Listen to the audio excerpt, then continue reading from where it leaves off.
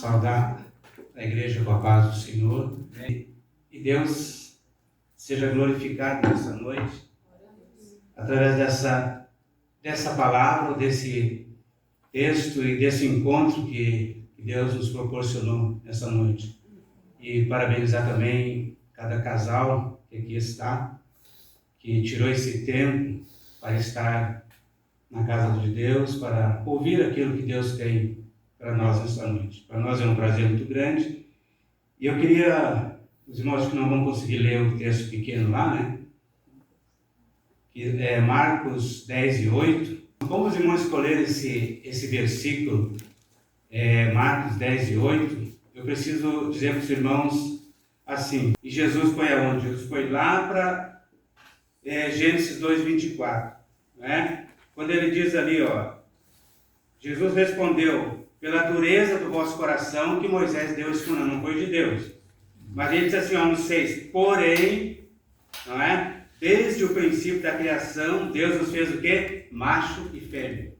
Macho é para fazer o trem andar, que é o casamento. O homem assumiu um compromisso, tirou a mulher de casa, assuma, e nada pode impedir, e nada pode ser mais importante do que o nosso relacionamento com a esposa.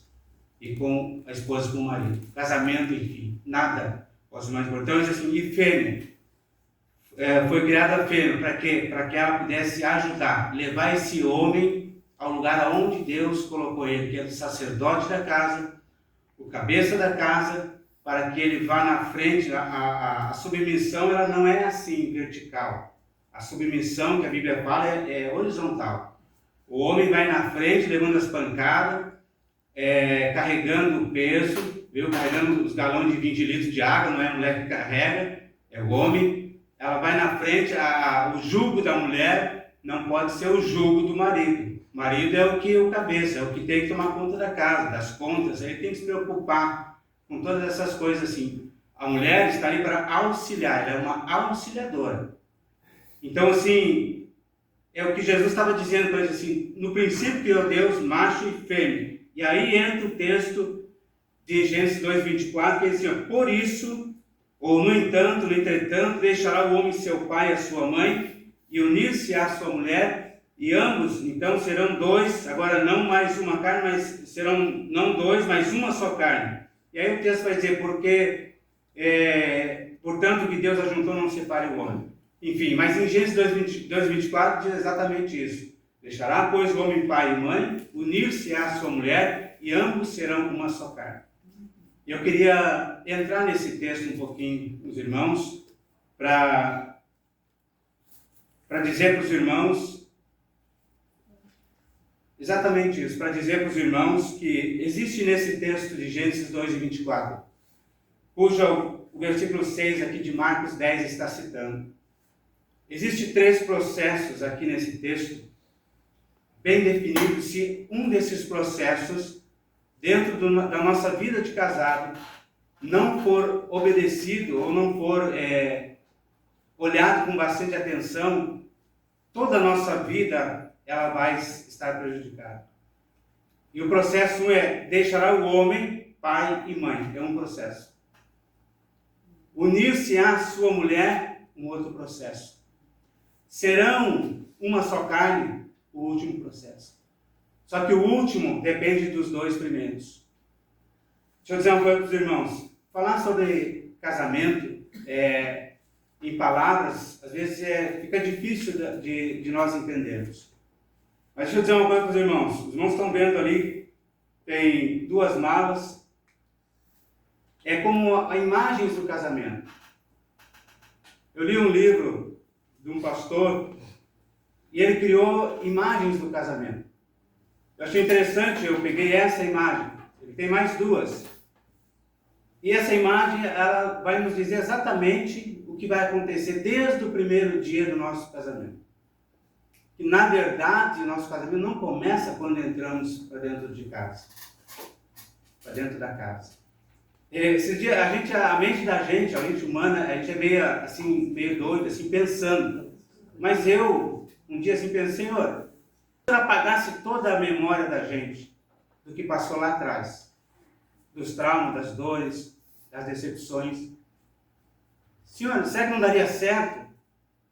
Aí é como se Deus dissesse assim para mim: ok, então eu vou fazer isso que você está me pedindo. Tá? Apaguei.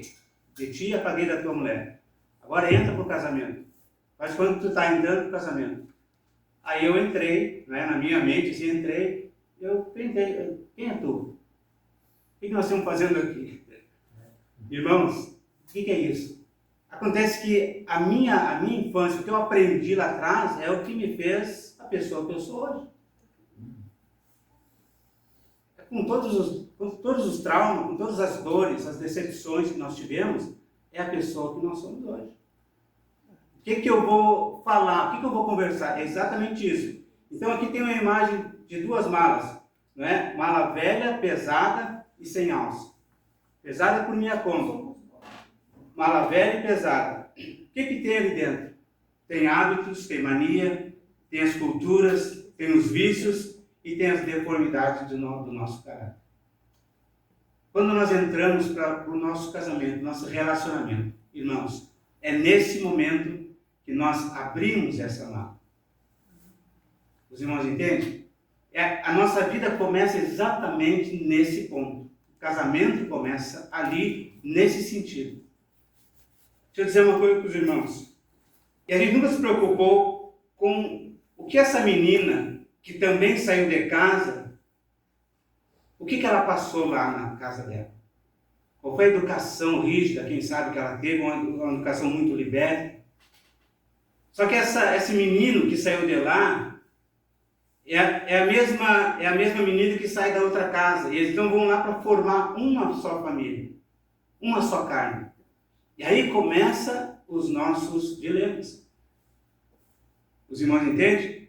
Abre-se essa mala. Quando a gente era noivo, namorado, ou no caso o menino via a menina gritando com os pais, desaforando os pais, achava bonito, que lindo, os pais são chatos mesmo. Mas só que quando ela casar, ela vai gritar com ele. Ela vai fazer a mesma coisa. Por quê, irmãos? Porque isso eu trago da minha infância, a minha educação. Deixa eu dizer uma coisa para os irmãos. Meu pai foi um herói para mim. Mas ele trouxe, e eu carrego isso dentro de mim, a Carla até sofreu bastante comigo, porque eu era um cara muito quieto, muito calado. Eu trouxe isso do meu pai. Meu pai nunca foi aquela pessoa de sentar assim, conversar, dialogar. Ele nunca foi disso. E o que eu aprendi? Eu aprendi exatamente isso.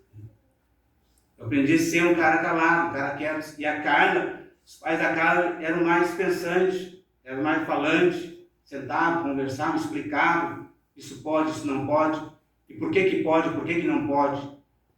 E quando nós entramos para o relacionamento, ela teve dificuldade comigo. Ela chorava, entrou em crise, assim, de choro, porque ela perguntou: aí, como é que foi o serviço? Tudo bem. Como é que era? Tudo certo.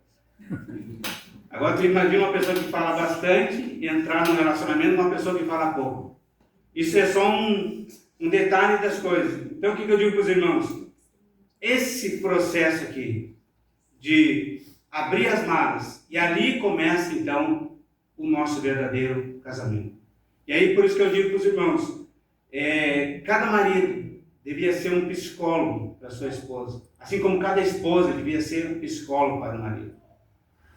Essa noite eu vim aqui para me falar de duas coisas assim, bem definidas, assim, que dá muito problema nos casamentos.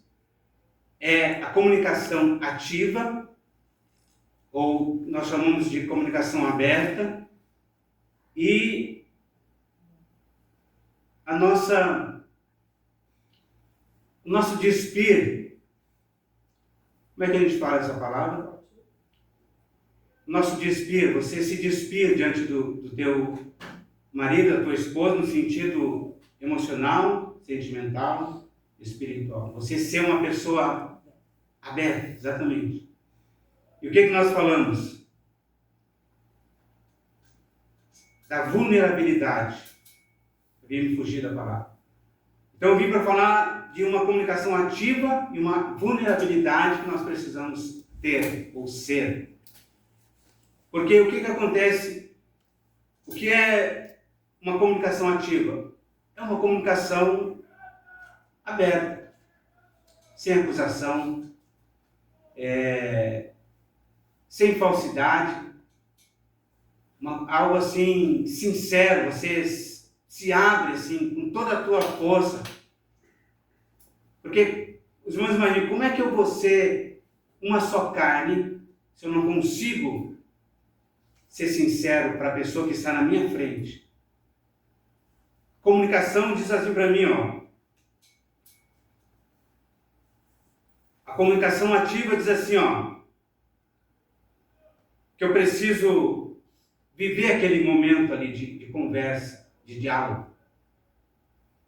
Porque aquela menina que saiu de casa, que você nunca parou para conversar com ela, como é que foi a educação dela? Como é que foi os traumas que ela teve? Qual foi as dores que ela teve? Como é que foi o seu pai? Como é que foi a sua mãe? Porque no tempo de namoro, ninguém faz isso. Ninguém senta, ó, não. E ela nem conta isso. Porque eles não têm essa ligação, assim, nesse momento, para contar aquilo que verdadeiramente aconteceu com ela. Ou aconteceu com ele.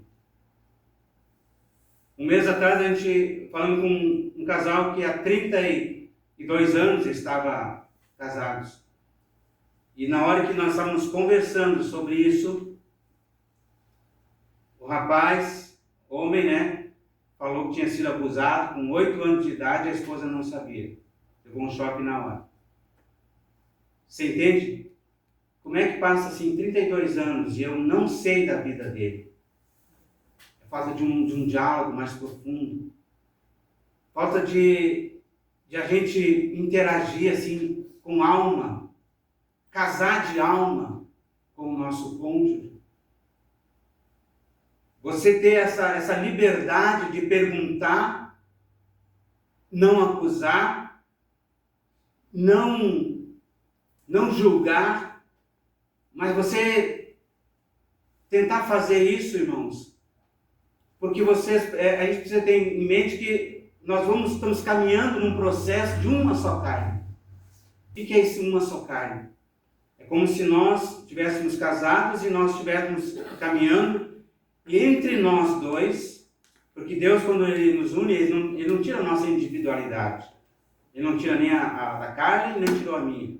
Ele não tira nem a do irmão, nem a da irmã. Nós continuamos com a nossa individualidade, mas existe uma pessoa do casamento. É aquela vontade minha que chega até aquele meio ali, aquele equilíbrio ali. É aquela vontade que tem a esposa e aquela vontade que chega até aquele meio, aquele equilíbrio. E ali ele para. E ali eu cedo que eu tenho que ceder. Ali ela cede que tem que ceder. A gente então constrói ao longo da nossa caminhada, a gente constrói essa pessoa do casamento. Dizia um pastor que foi aconselhar um casal, que ele aconselhava um casal, mas na verdade ele tinha que falar para 3 pessoas. Tinha que falar para a esposa, para o marido, e ele dizia assim, agora nós vamos ajeitar essa pessoa do casamento aqui, está com problema. Entende? Deixa eu dizer uma coisa para os irmãos. Quando Deus olha e Deus quer nos abençoar, e Ele quer, Ele não olha para mim só. O homem lá da casa, o ministério dele está voando, ele está fazendo cursos, ele está na empresa, ele está cantando, ele está levando multidões com ele está pregando em grandes congressos, ele está bem. Deus não olha para isso. Deus vai olhar como é que está teu casamento. Ele abençoa a pessoa do casamento. Ele olha ali como é que eu estou cedendo para que a minha esposa esteja bem. Ele olha ali o tanto e o quanto eu estou me doando para essa pessoa do casamento. Aleluia. Deus olha porque Ele quer nos abençoar. Mas Ele não abençoa um e o outro separado. Mas a minha esposa está a 1000. Não, e o marido? Como é que está o marido? Tem um título que diz, os brutos também amam. Os homens também têm sentimentos. A gente fala muito das mulheres, que tem que as mulheres gostam mais fracas. E olha interessante esse texto que o apóstolo Paulo diz. Os dois são fracos. Os irmãos perceberam na leitura do texto? Só que a mulher é mais fraca. Ele não diz assim que a mulher é fraca e o homem é forte. Não. A mulher é o vaso mais fraco. Então o outro também é fraco. Quando fala de sentimento, ele também é fraco. Ele precisa da ajuda da esposa. Ele precisa do auxílio da esposa. Então eu digo para os irmãos assim, o que é comunicação ativa? Exatamente isso. É uma entrega pessoal, olhando para a pessoa, entendendo o conteúdo que ela está falando, se doando para o que ela está falando e tentando ser empático com ela, se colocando no lugar dela, para que você possa ter uma comunicação ativa, uma comunicação aberta, uma comunicação que possa curar o casamento e não causar mais feridas. Curar. Os irmãos entendem a questão da uma só carne? E Deus, então, quando Ele olha para nós, Ele olha para aquela pessoa do casamento. Ele olha o tanto que eu me entreguei para aquela união dar certo. Ele olha o tanto que a esposa se entrega dia após dia para que aquilo possa dar certo. Porque não existe, a gente conhece, assim, pessoas que o marido está bombando. E a gente olha para a esposa, não é uma coisa errada. Uma pessoa assim, para baixo, uma pessoa que não tem aquela alegria. Como é que um pode estar lá em cima e outro está embaixo? Uma coisa está errada.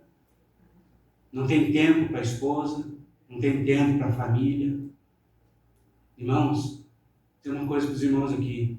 Não tem igreja, não tem ministério, não tem trabalho que seja mais importante que a família. É ou não é? Eu saio da igreja para ir para casa, ou eu saio de casa para ir para a igreja? Os irmãos entendem? Eu saio de casa para ir para a igreja. Eu não moro na igreja e vou para casa. Então, a igreja não é mais importante que a família, é ou não é? Meu ministério não é mais importante que a minha família, que a minha esposa, que as minhas filhas. Nunca. Se eu inverter essa ordem, eu estou fadado ao fracasso. Nenhum sucesso particular meu compensa o fracasso da família. Nunca. Então, assim, se a gente for falar dessa união, irmãos, a gente precisa falar sobre isso. Sobre essa comunicação ativa. Você sentar frente a frente, você conversar. Abre o teu coração para mim. Se deixar ser vulnerável. Essa que é a palavra verdadeira. A vulnerabilidade é a coragem que constrói bons relacionamentos. Você se permitir ser vulnerável. O que é ser vulnerável? O Salmo 139, verso 23 e 24, nós vamos ver um homem que a Bíblia diz que ele é o segundo coração de Deus e ele é uma pessoa totalmente vulnerável a Deus. Ele diz assim, Deus, sonda o meu coração, sonda os meus pensamentos, conhece o meu coração, guia-me, Senhor, pelo caminho eterno. Ele não está dizendo que ele não tinha pecado. Ele está dizendo, Deus, olha aqui para mim. Me mostra aqui o que é que tem aqui dentro, Senhor. Revela para mim aqui os caminhos que o meu coração está trilhando. Deixa eu dizer uma coisa para os irmãos. Jeremias capítulo 17, versículo 9 e 10. O texto diz assim, enganoso é o coração do homem mais do que todas as coisas. E perverso. E ele está falando de todo mundo. O homem aqui é a natureza humana. E no final do versículo 9 tem uma pergunta. Quem o conhecerá? Eu imagino Jeremias falando ao reino de Judá. E todo mundo, ninguém pôde dizer nada, ficou quieto. Porque o versículo 10 começa a dizer assim, ó: eu, Senhor, conheço os corações, eu provo os pensamentos, e isso para dar a cada um segundo as ações das suas obras. Então, irmãos, as nossas ações, o nosso coração denuncia as nossas práticas. Não é? O texto não diz assim, o coração fala daquilo, a boca fala daquilo que o... É bem assim. Vulnerabilidade. E por que é difícil, irmão, ser vulnerável no casamento? Deixa eu dizer uma coisa para os irmãos. Parece uma coisa assim, que eu vou dizer, parece que não é real. Parece que é surreal esse negócio.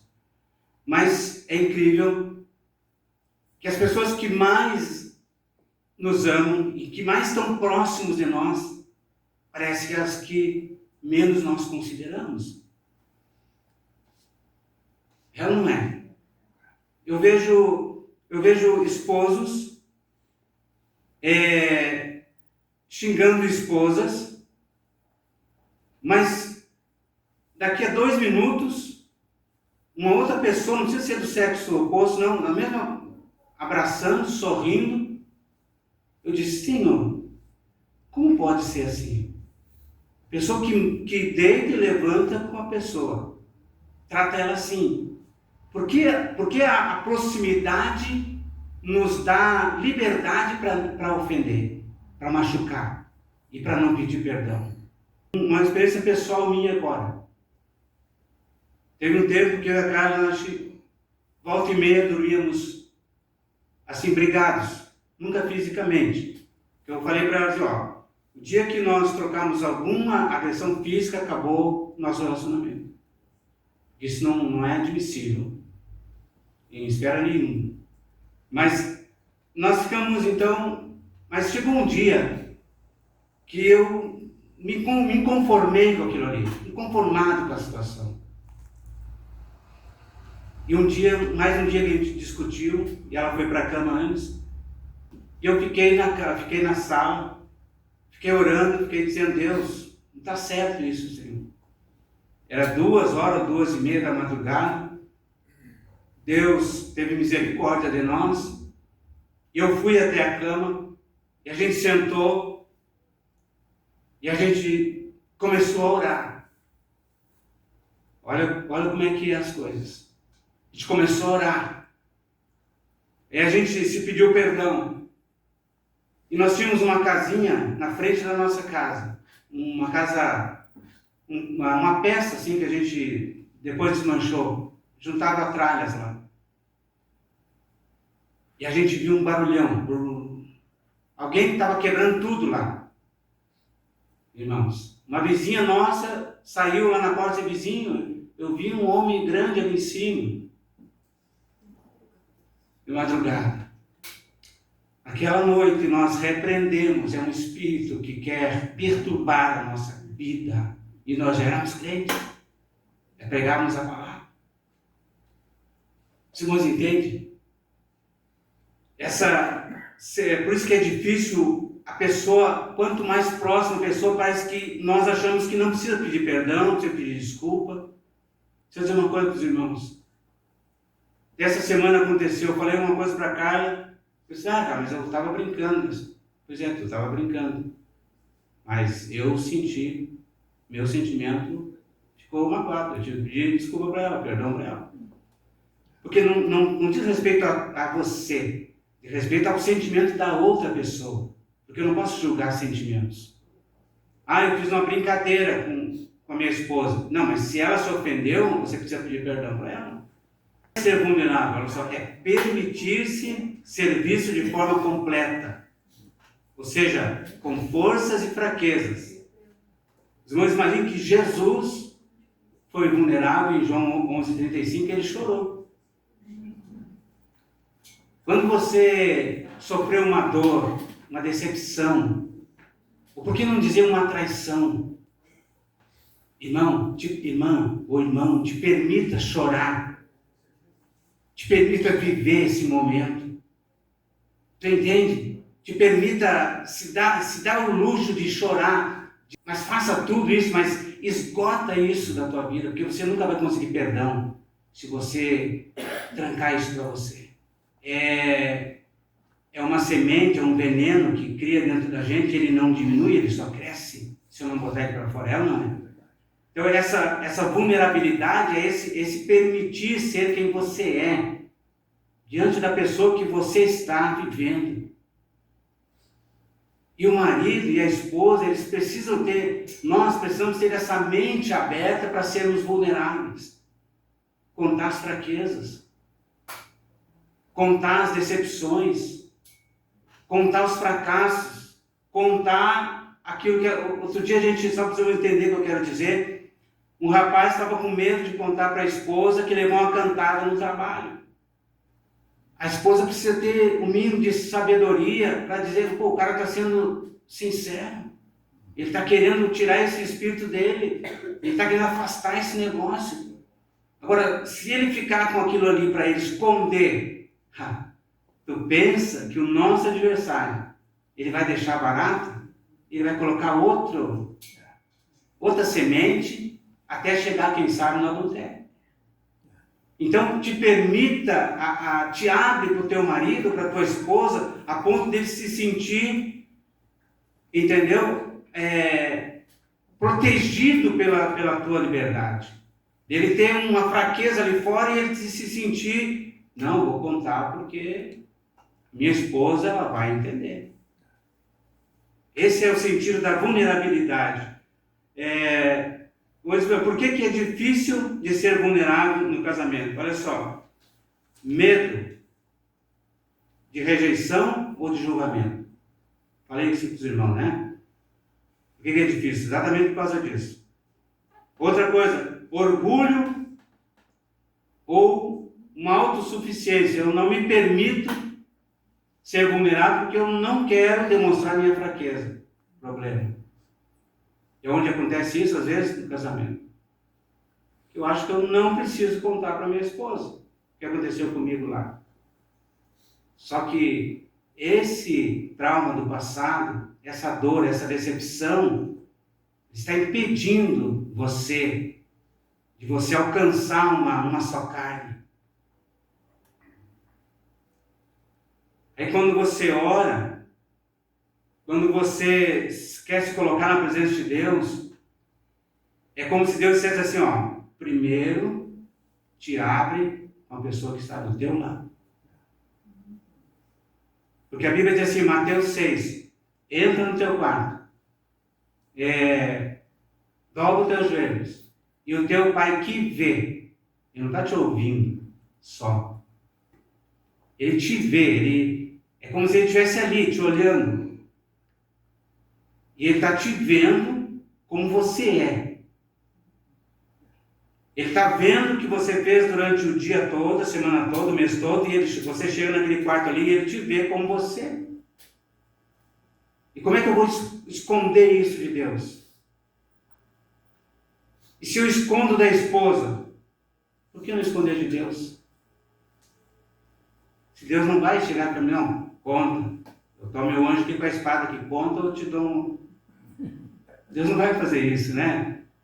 Mas se eu não tenho essa liberdade, a vulnerabilidade tem esse sentido assim. Por que é difícil ser vulnerável? Falei já isso aqui. Traumas do passado ou experiências negativas que eu tive. Muito difícil. Né? Medo de ser criticado, medo da esposa contar para alguém, se a esposa, né, não está muito interessada em ser uma só carne. Enfim, os frutos da vulnerabilidade. Olha só, dessa tua abertura, aproximação íntima e real. Esse íntimo não é necessariamente na questão física, mas emocional, sentimental e física também. Vocês vão ter uma outra qualidade de vida emocional, sentimental e espiritual. Você não tem um outro nível de vida. Quanto mais nós nos aproximamos um do outro, mais Deus olha para nós e quer nos abençoar. E o nosso nível cresce diante de Deus. Esse é um dos frutos da vulnerabilidade. Confiança profunda, cura emocional e liberdade. A gente não tem tempo para falar aqui da cura emocional. Você não tem ideia do quanto eu, como esposo, posso trazer cura emocional para minha esposa e a esposa para o marido? O quanto nós temos esse poder assim de ser essa pessoa, de dar liberdade para a esposa, de ser curada, de ser liberta. Quantos homens não são libertos porque não têm essa postura, não têm essa confiança, vamos dizer assim, de contar para a esposa que estão vivendo um cárcere mental da pornografia, por exemplo. Quantos homens que casaram, mas eles não gostavam de mulher, gostavam de homem. Mas não teve liberdade para contar isso para a esposa. E quando é que a vulnerabilidade ela se encontra? Ou seja, um relacionamento saudável é como um jardim. Comunicação ativa é como um jardim que está sendo regado. Daqui a pouco vem as flores, né? Daqui a pouco vem os frutos. Vulnerabilidade é um solo fértil. Ou seja, a gente se dá o luxo, não sei se é bem essa palavra, mas a gente se dá o luxo assim de se abrir para a pessoa que está do nosso lado. Isso é um remédio que não tem preço. Tem valor, mas não tem preço. Tem valor, mas não tem preço. Entende? Casais que praticam esses dois elementos crescem juntos emocionalmente, espiritualmente e fisicamente. É saúde para a mente. Você ser uma pessoa vulnerável. Se deixar, se permitir ser uma pessoa vulnerável. Você se permitir. O marido falou uma palavra lá para você que ofendeu você. Você se permitir chegar para ele e dizer: amor, querido, preto, branco, ó, essa palavra tu me ofendeu, né? Cada um chama de uma coisa. Entendeu? Você se permite isso. Irmãos, isso não tem preço. Tem valor, mas não tem preço. Isso, sabe, o diabo nunca vai querer que você faça isso, mas aí está o poder da cura de muitos casamentos. É um diálogo aberto. Não gosto do teu jeito. Não gosto do jeito que tu me trata perto da minha família. Ó, uma vez nós sentamos na cama de novo. Eu havia botado num papel ali o que já tinha acontecido assim uma semana antes, uns 10 dias antes, e ali tinha me falou uma palavra perto da mãe dela que eu não gostei. Contou para a mãe dela que a luz estava atrasada lá em casa. E outra coisa de casa, não tem que repartir com a sogra.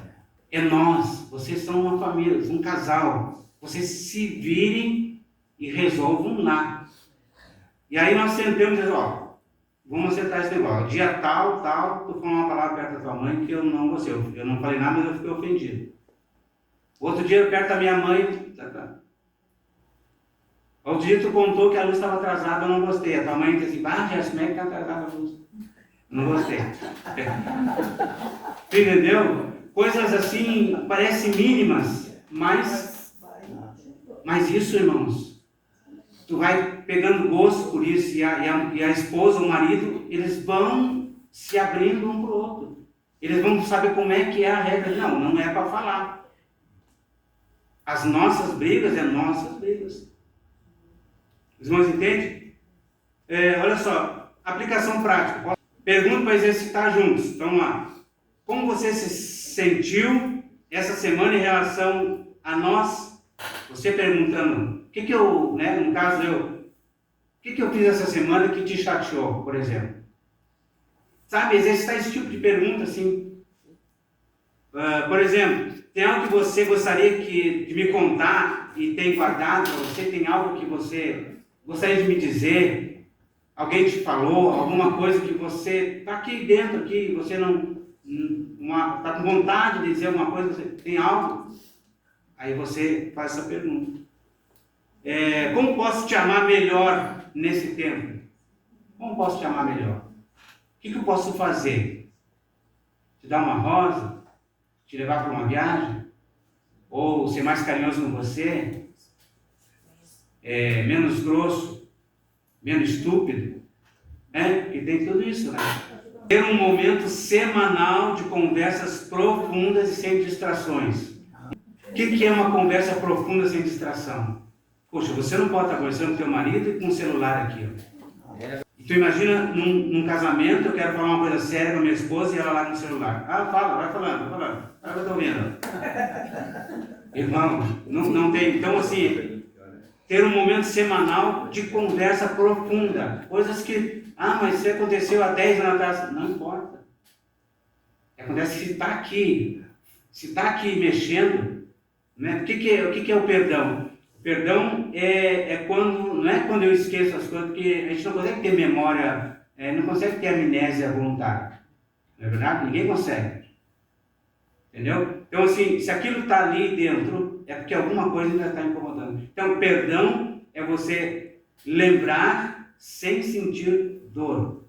Isso é perdão. Aí você perdoa alguém, perdoa família, perdoa pai, perdoa mãe, perdoa um monte de gente.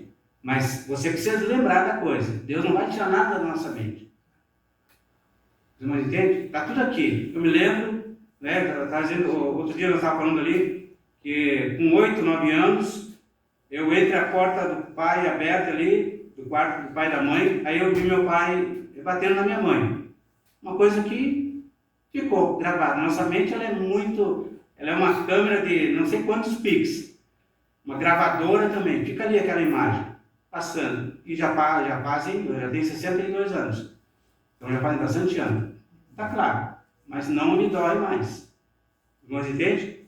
Então, assim, essa conversa profunda, ela precisa, sem distrações, focado no olho com olho, não deixe eu dizer o olhar de você, para ser sincero, orar juntos, pedindo coragem para serem o quê? Transparentes, Gênesis 2:25, Adão e Eva estavam o quê? Nus.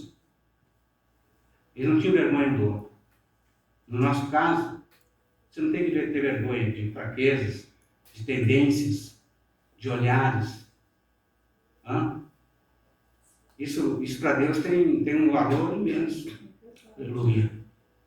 Isso para Deus tem um valor imenso. Você conseguir ser sincero com a esposa. Porque quando eu sou sincero com quem está na minha frente, Deus olha para mim e diz assim: eu vou te abençoar. Eu vou te abençoar. A tua oração vai ser ouvida. Aleluia. E não só ser ouvida, mas vai ser respondida também. Aleluia. Para terminar, ser uma só carne exige entrega, coragem e amor prático. Deus nos chama a uma união onde somos o quê? Conhecidos por completo. E ainda assim, amados profundamente. Pelo cônjuge, principalmente por Deus. A palavra perdão, para mim, é uma coisa muito injusta. Não sabiam, né? Muito injusto. Deus estendeu a mão para mim, eu 33 anos de costa para ele, e ele sempre assim com a mão ali. Ó. Entendeu? Então, assim, o perdão, se sacrifica mais aquele que perdoa do que aquele que é perdoado, sempre. Isso que eu acho injusto. Eu não merecia o perdão de Deus. Nós não merecíamos. E a pessoa que trai, ela não merece o perdão. Mas a pessoa que é traída, ela vai fazer isso por ela, não pelo outro. Porque a cura está nela em perdoar, não no outro que é perdoar. O outro é miserável também. Mas esse outro é mais. E é incrível que pareça, entre os casais, as pessoas que a gente acompanha, o que acontece? O marido trai e ainda ela tem que correr atrás dele. Eu disse assim: para com isso, mulher. Você é bobaiona, te bota no teu lugar. Ele que tem que reconstruir tudo de novo do zero. É ele que tem que ir atrás, é ele que tem que fazer todo o processo inverso do que ele fez. Mas não é o que a gente vê. Por isso que assim, o perdão é mais benéfico para quem, é mais trabalhoso para quem perdoa do que para quem é perdoado. É você que se livra do veneno. Gente, continuando no processo de uma só carne, tá? Então, eu acho tão interessante, e eu sempre faço uma pergunta: quanto tempo você estudou para casar? Quem tá aqui? Quanto tempo você estudou para casar? 8 meses. 2 anos. Na realidade, não estudou. Não. A gente fica apaixonado. Quanto tempo? Tá, vamos reformular a pergunta. Quanto tempo a gente estudou? Se tem algum médico, quanto tempo um médico estuda para ser médico? 7 anos. 7 anos. E depende da especialidade, vai um pouquinho mais, né? É. Tá? Estudou mais da E aí depois ainda vai botar em prática, né? Um advogado, mesma forma. E eu digo, e para casar, gente, vamos lá no cartório e o juiz vai dizer para mim, tá casado, formado, e a camarada não sabe nada. Você universitário. Vai para dentro de casa fazer todo tipo de experiência. Nesse processo de massacrar, e outra coisa, não é nós querermos, é necessário. Nós, como cristãos, nós precisamos viver a situação de uma só carne. Não é uma escolha minha. Nós estamos falando de aliança. Esse é o valor da aliança. Segunda coisa, a irmã, e que a irmã me fala? Vocês imaginam todas as perguntas que nós respondemos e as que nós nem sabemos resposta também. O ser humano é eclético no equívoco. E aí o que acontece? E as perguntas, irmã, e se terminou o amor? Mas amor, eu escolho amar. Tá achando que tá falando uma bela coisa isso? Irmã, não gosto mais. Que hora, que dia que tu deixou o inimigo passar os limites da tua casa, encher o teu coração, tirar teu compromisso para te poder ficar olhando e abrir teu coração para outras possibilidades. Qual foi o dia? Se as pessoas soubessem as besteiras que falam, se achando porque a maldade está aqui. Amor, eu decidi amar o Gerson. Gerson decidiu me amar. Somos perfeitos? Não, eu vou tem erva daninha no meu jardim? Tem. Eu preciso cuidar. Tem mato crescendo muitas vezes, vou ter que dar jeito. Tem essa parede aqui que tá, eu digo, é uma casa que tu entra para dentro, nunca termina.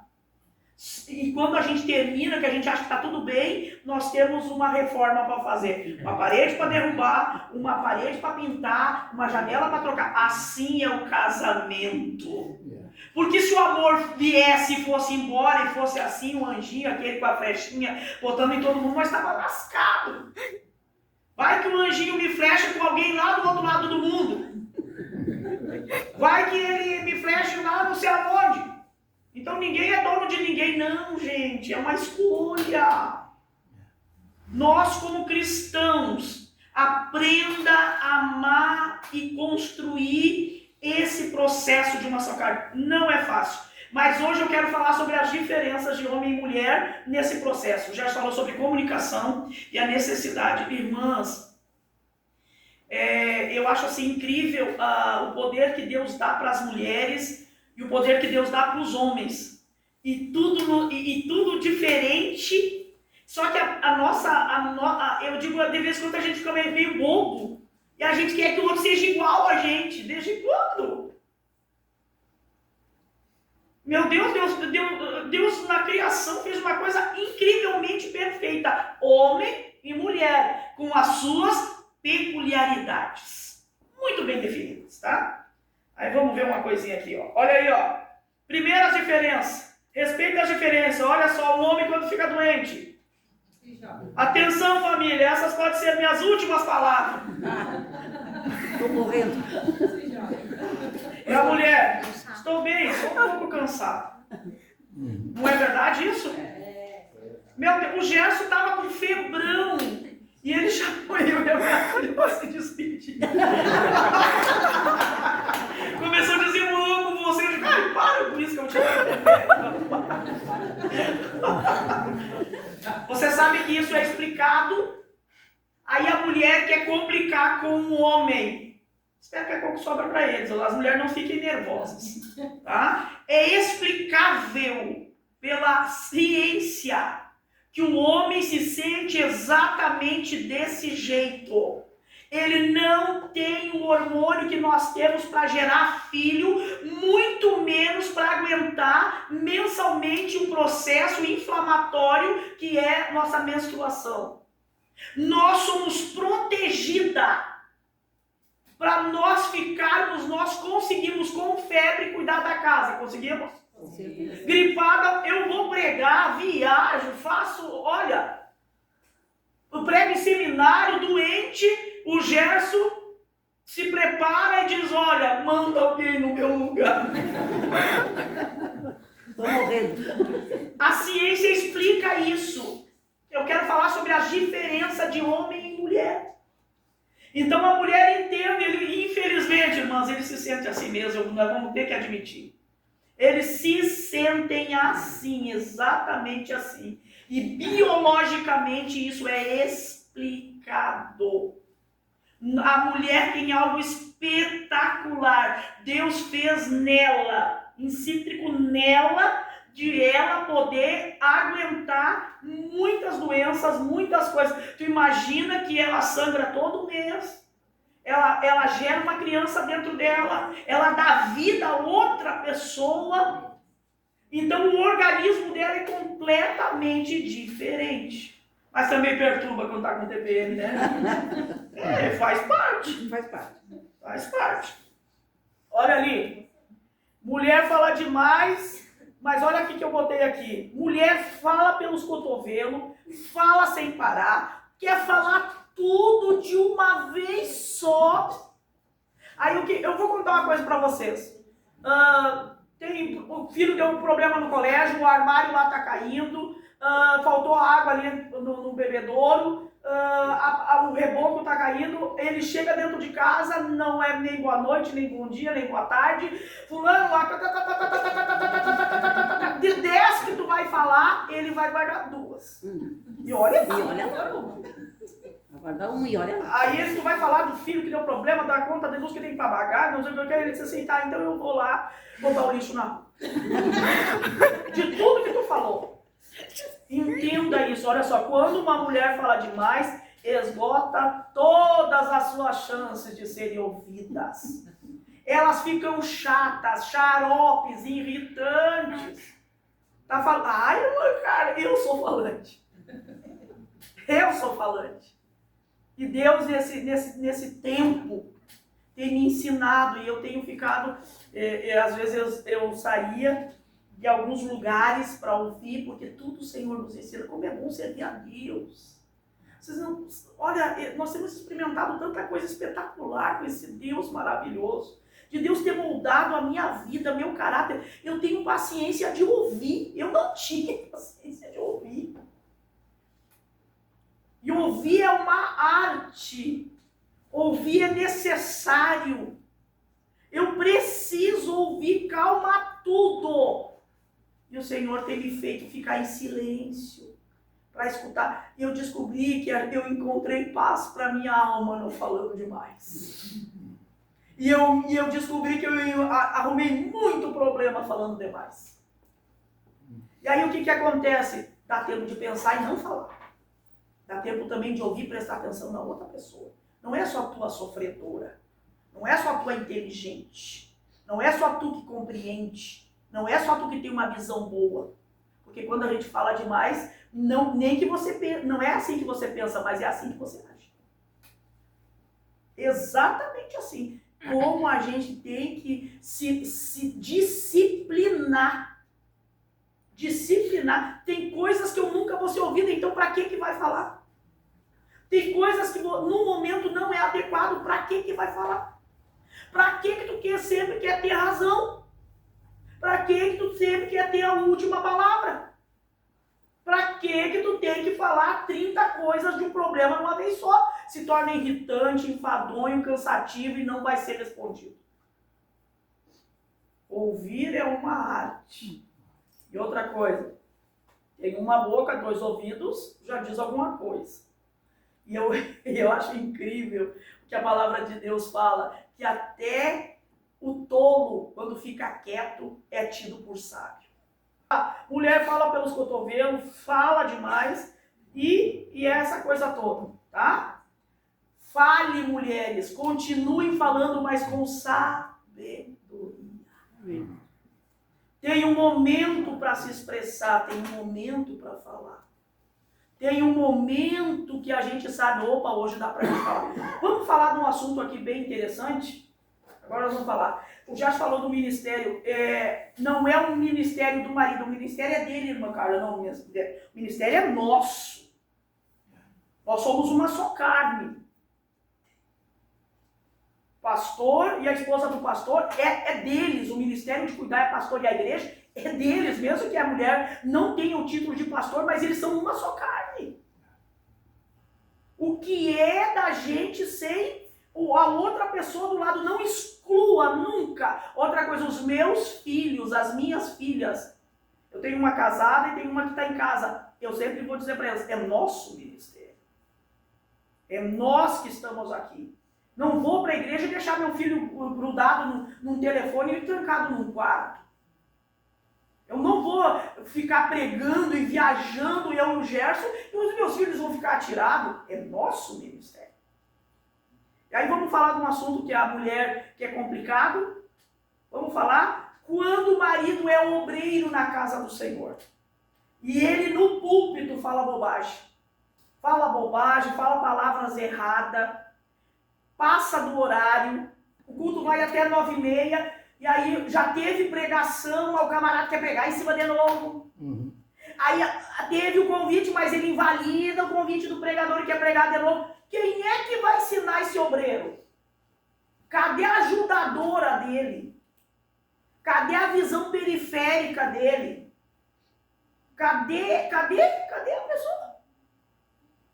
Aí todo mundo fala do marido, nas costas do marido, a igreja toda azeda com ele, sai murmurando, falando, rindo se ele fala errado, criticando que ele colocou uma questão teológica errada, e a mulher sabe, eu não vou falar nada. Meu Deus do céu, que tipo de amor! Tu não é ajudadora? Outro sim, irmãos. Eu preciso ter um jeito especial. Você sabe qual é o jeito. Afinal de contas, como o Gerson disse, você precisa saber com quem você casou. Qual é o momento que ele está acessível para que você possa abordar esse assunto. Se tu mostra cuidado, amor, carinho e zelo pelo ministério dele, eu tenho certeza que ele não vai levar a mal quando tu chamar ele por te amar. Não quero que zombem de ti. Não quero que falem mal de ti. Não quero saber dos irmãos, não quero saber do meu marido ser um chacota dentro da igreja. E eu fico, sempre quando um cara está fazendo besteira, eu digo, meu Deus, cadê a mulher do Senhor? Cadê Jesus? Cadê? Senta com ele, não deixa, não faz. Não deixa ele se vestir mal, não deixa ele se expressar mal. Não deixa ele comer de forma errada, não deixa ele falar besteira. Eu não estou mandando você chamar atenção como se ele fosse teu filho. Ele não é teu filho, ele não é teu serviçal. Ele não é um subordinado, ele é tua carne. Na medida que ele for exposto, você é exposta. Na medida em que riem e caçoam dele, é você que está sendo caçoado. Eu sempre digo, meu marido é respeitado pelas minhas filhas porque primeiro eu respeito ele. Isso tem que nascer em casa. Então, mulheres, usem a fala de vocês para abençoar e construir um homem abençoado. Amém? Atenção, mas o homem calado é um problema, né? O que acontece, irmãos? Qual é a ideia aqui de construir uma pessoa, a conjugalidade, a pessoa do casamento? É, na realidade, nós disciplinarmos e equilibrarmos as nossas diferenças. A mulher fala um pouquinho mais, mas os homens cooperem aí e falem um pouco mais. A mulher fala um pouco menos e os homens cooperem aí e falem um pouquinho mais. Não dá para ficar que nem mudo. Não dá, olha só. O que não é falado também machuca. O silêncio pode ser tão destrutivo quanto uma mentira. Você realmente confia no que seu parceiro não te conta? Nunca faz uma reclamação, mas também não faz um elogio. Nunca tem um conselho.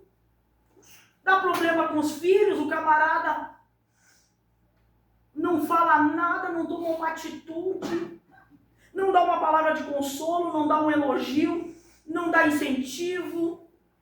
Tem algum problema, a mulher se escabelando porque ela tem uma maneira diferente de agir. A mulher desesperada, o silêncio arrebenta, mata, destrói, pisa, massacra. Porque é para nós repartirmos as cargas. Estamos com um problema, uma simples palavra que tu dizer, vai dar certo, quem sabe a gente faz assim. Fico desesperada em alguns lugares que nós vamos ministrar, e aí tem alguns eventos que tem pastores reunidos, líderes reunidos e mulheres massacradas, chorando por causa de problemas que elas têm que levar sozinhas. Não! Tem problema? Fala com a tua mãe. Incomodou no colégio? Vai ver lá com a tua mãe. Recebeu uma reclamação? O que estava fazendo a tua mãe? E aí, por que vocês acham mesmo que hoje nós temos um problema com os machos hoje perdendo a sua masculinidade? Por que vocês acham? Por quê? Porque a mulher resolve daí todo o problema por causa que o homem é calado. Não faz nada dentro de casa. Aí o menino, quando cresce, quer ser que nem quem? Não tem referência masculina. Respeite as diferenças. E as mulheres falam aí pra mim, a mulher primeiro é? Sensível. Homens, pelo amor de Deus, são chatas, são, mas é da natureza delas. Choram com facilidade, se ofendem com facilidade. Eu quero que vocês entendam isso, é delas, é delas. Quando vocês entenderem, mas que besteira, mas o que quer ganhar flor murcha, é caro, depois vai botar fora. É delas. Deus, quem é que fez elas assim? Deus. Aí alguém pode me dizer assim, mas eu também conheço um homem que gosta dessa... pouquinha coisa, né? Guardando suas proporções, né? Até tem alguém que sai, mas via de regra, tem as exceções, tá? Tem as exceções. Tem homem mais chorão, mais sensível, tem sim, tem um romântico, tem, tá? Mas são exceções, via de regra, é a mulher que é sensível, tá? Segundo, ela é Detalhista. E que chata, né? Mas é. Entrou lá na igreja, as irmãs estão sentadas aqui, se tem uma mulher aqui na frente, entrou uma irmã lá na igreja, ela já deu um clique. Esse sapato não combinou com aquela roupa. Por que a irmã trouxe aquela? Se eu falar pro Gerson, então eu vou falar pra vocês que vocês viram que eu fiz progressiva no cabelo, a mulher disse assim, não pode pintar o cabelo agora, então vai ficar com a raiz desse tamanho. E aí, pergunta pro Gerson se ele nota essas coisas. Não. Tanto é que um dia eu fui fazer a raiz do cabelo, só pra vocês terem ideia, e ele estava me esperando lá na padaria para tomar um café. E eu cheguei lá, sentei, né, de cabelo escovado, e aí cheguei lá, sentei para tomar café e disse, não estavam atendendo hoje. Por quê? Né? Porque eu sou detalhista. Eu vou dar um clique assim. Se a gente pergunta pra mulher, pro marido, notou a fulana tal? Não. Notou que a fulana cortou 2 dedos do cabelo? Não. Viu que a pessoa emagreceu, não sei por quê? Não. Porque detalhistas somos nós. Está em nós. O que ele não vê, você vê. Não se preocupe. Aí é que... Sabe por que a gente é ajudadora? Por causa disso. Por causa dessas coisas. O que ele não vai perceber, nós vamos. Tá? Irmãos, a mulher é... Carente. Eita, bicho! E não adianta a mulher... Irmãos, por favor, mulher gosta de beijo, gosta de abraço. Não é só para certos momentos. ela gosta de namorar, não tem idade para isso. Estou falando de namorar sem segundas intenções. Mulher gosta, não tem idade, não tem peso, não tem nada, ela continua, aqui dentro dela, ela é mulher. Gosta do cheiro no cangote, gosta que diga que ela tá bonita, gosta que acha a roupinha dela bonita, gosta de dizer que ela tá cheirosa, viu? E outra coisa, a mulher gosta de ouvir. Ela é carente. E aí eu tava dizendo, aí encontrou um malandro, camarada caladrão, né? Camarada só se programa para certas coisas. Aí encontra um camarada, porque o que mais tem hoje é lábia. Aí eu digo a serpente lá conversando com a Eva. Vigiem. Cuide do que Deus te deu. Cuide da pessoa que está perto de você. Visão periférica. Já falamos sobre isso, né? E o horário está correndo. Visão periférica é nós que temos, não é o homem. Comunicativa, já falamos, e ela é naturalmente amorosa. Tanto é que o amor de Deus é comparado ao amor da mulher, de uma mãe. Nós somos naturalmente. Então, eu quero que vocês entendam estas coisas. Vamos lá para o homem? Então, vocês viram uma balancinha ali no meio, né? Ela é coração e ele é cabeça, tá? Eu comecei assim uma coisa boa pro homem, tá? Ele é protetor, pelo menos é para ser.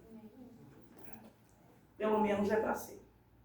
Eu fico impressionada, fico doente quando vejo alguém, uma esposa que trabalha ou estuda até tarde, caminhar, às vezes 20 minutos, desce meia-noite da parada e ela vai sozinha. Já encontramos irmãs, já encontramos mulheres casadas, demos carona. Tarde da noite, lugar perigoso, mas o marido está em casa. Se tu não te prestar para cuidar da tua mulher, eu digo, se perdeu tantas coisas hoje, né, pastor? Verdade. Se perdeu tantas coisas hoje. Parece um detalhe bobo, mas só do homem caminhar, eu sempre digo, o homem quando caminha na beira da faixa, a mulher fica pro lado de dentro. Quem fica do lado dos carros passando é o homem. Eu não posso perder isso, porque o homem é protetor. O homem é protetor, é necessário. Ele tem que ter uma visão, pelo menos, de protetor. É para isso que Deus criou. É para isso. Você não protege, não cuida. E essa é a tarefa do homem. Protetor. Ele é focado na realidade. Você já sabe que abre uma caixinha por vez, né? Sabe, meu Cristo, como é que um ser humano passa sem pensar, ou não pensa nada, ou pensa só em uma coisa, que a mulher está em curto-circuito a vida toda. Né? A gente está dando curto-circuito a vida toda. Eu me lembro quando a Gabriela era pequena e meu nenê está com 15 anos. E eu me lembro que eu trabalhava na igreja, então era um nenê, né? Nenê e tal. E eu disse, pai, vou passar o dia na igreja hoje. E aí tu dá comidinha pro nenê, estende a roupa pra mim. E ele disse sim. Então ele deu comida pro nenê, estendeu a roupa, choveu, molhou a roupa. A louça do almoço ficou. E aí eu disse, meu amor, não lavou assim, tu não falou nada. Meu amor, não recolheu a roupa. Sim, tu disse só pra estender.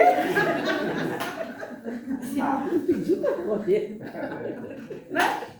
Prático.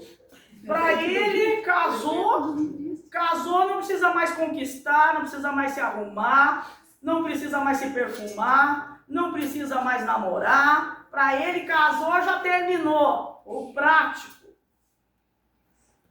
Não, a gente continua decidindo amar e continua cuidando do nosso jardim. Os matos aí não podem andar em podre, cheio de ervas daninhas e bichados.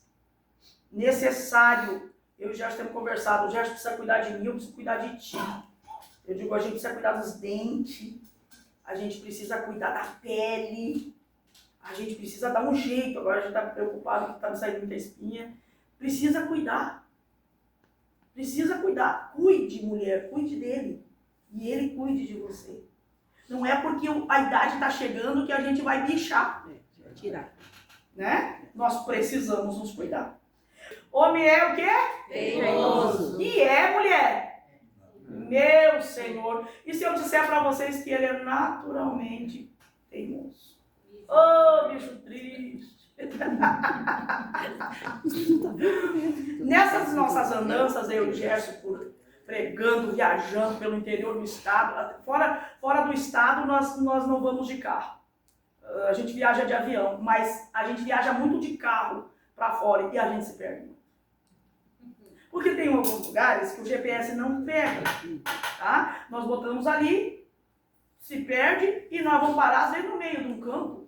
E aí o campo diz assim, ó, você chegou no seu destino, vou pregar aqui. E aí quem diz que o rapaz aí passa lá, passa amor, pelo amor de Deus, pede a informação ali naquele posto de gasolina. Não, estamos certo, estamos indo, mais ou menos que eu, né? Amor, mas tem, para nós perguntar para aquele senhor ali que está ali, porque ele mora aqui, vamos perguntar se vai ser... Não, daí você perdeu uma vez, uma hora. Então eu vou contar uma coisa para vocês, o que Deus tem trabalhado na nossa vida nessas questões, para que a gente viva essas experiências. Só que eu vou contar uma coisa para vocês, como faz anos que a gente viaja bastante, nós muito já nos atribulamos, muito quanto, irmã Carla? De chegar que é uma tocha na igreja para pegar. Mas... gente, coisa mais terrível. A gente ri, mas coisas horríveis. Tu sabe que nós tivemos que orar, pedir graça. E eu achei tão interessante que no começo ainda nós nos perdíamos. Depois que a gente fez um propósito, orar, repreender e não aceitar mais que o inimigo entrasse dentro do nosso carro, né, por causa dessas questões, ainda nós nos perdíamos, né? Quando a gente, às vezes era para ir para uma cidade, a gente já tinha ido para aquela cidade, mas confundia e ia para outra cidade. E aí o que acontece? E aí a gente começou a orar, comecei a ficar quieta, comecei a parar de brigar, começar a orar, entender também que eu preciso mudar, entender que faz parte dele, que deixando ele mais nervoso nós vamos se complicar mais. E sabe que nós não temos perdido mais? E eu vou contar uma coisa para vocês. A última vez que eu estive aqui, nós viemos mais cedo de medo de se perder. Então a gente combinou. A gente vai 1 hora quase antes de se perder. Para nós se perder. Então o tempo que nós se perder. Eu fiz, nós vamos correr. Aí agora, como a gente não perdeu, nós ficamos. Aí o Gerson não gostou. Lembra que aquela vez que tu veio pregar aqui, nós ficamos quase 1 hora parados perto da igreja. Porque daí nós tínhamos achado a igreja. Então, teimoso, faz parte dele, a gente precisa trabalhar, o homem precisa ceder isso. Assim como ele precisa entender as diferenças dela, ela também precisa entender. Para a gente trabalhar, não vai ser na base do grito, na base do desespero, na base da acusação, do palavrão, de a gente perder as estribeiras mesmo, que isso vai se ajustar. E é tudo uma oportunidade de Deus trabalhar nas nossas vidas. Vou contar uma coisa para vocês. A vida espiritual está intimamente ligada da maneira que nós tratamos o nosso cônjuge. Tudo que eu ouço aqui na igreja, ouço pregar sobre perdão, é para aplicar lá em casa. Simpatia, lá em casa. Gentileza, lá em casa. Serviço, lá em casa. Aí a minha família, os filhos são abençoados. Aí a casa é abençoada. Aí Deus faz grandes coisas dentro, porque eu preciso criar filhos para a glória de Deus. A Bíblia diz que os filhos são heranças do Senhor. Há uma expressão que diz que mundo nós estamos deixando para os nossos filhos. Essa expressão é completamente errada, equivocada. Que filhos nós estamos deixando para o mundo? Que tipo de gente eu crio lá em casa? Que tipo de deformidade pelo meu mau testemunho e pelo meu mau viver? Meus filhos vão querer casar porque o pai e a mãe vivem bem? Eles vão querer exercer o ministério porque o ministério não roubou eles da família? Antes a casa toda servia ao Senhor? Me conta, os seus filhos vão dizer: o evangelho melhorou meus pais. A igreja melhorou? Ou os nossos filhos vão dizer: não, era uma bênção na igreja, aqui em casa era um inferno. Meu pai era querido, amado, levava todo mundo de carro, levava no hospital, comprava isso, mas para nós? Hoje a gente encontra, se depara com os jovens e com pessoas desviadas dizendo: não, eu não quero ser crente. Meu pai viveu dentro de uma igreja, em casa era... Que tipo de filhos nós vamos deixar para o mundo? Eu quero sim que as minhas filhas queiram ter um casamento igual ao meu. Eu quero sim que as minhas filhas queiram dizer: quero ser crente que nem a mãe, que nem o pai. Meu pai era sincero, minha mãe era sincera, vivia o que pregavam. Eu sempre digo: a minha glória em fazer a vontade de Deus está em glorificar o nome do Senhor. Mas em segundo lugar, em ver a minha família sentada me escutando pregar. E dizendo: não, ela pode pregar. A mãe pode. Minha esposa pode. Essa é a minha glória. Porque tem gente que prega para todo mundo, mas não pode pregar para os conhecidos, né? Não pode pregar para casa, não. Meu ministério, o nível do meu ministério é quando eu conseguir pregar para minha casa. Amém.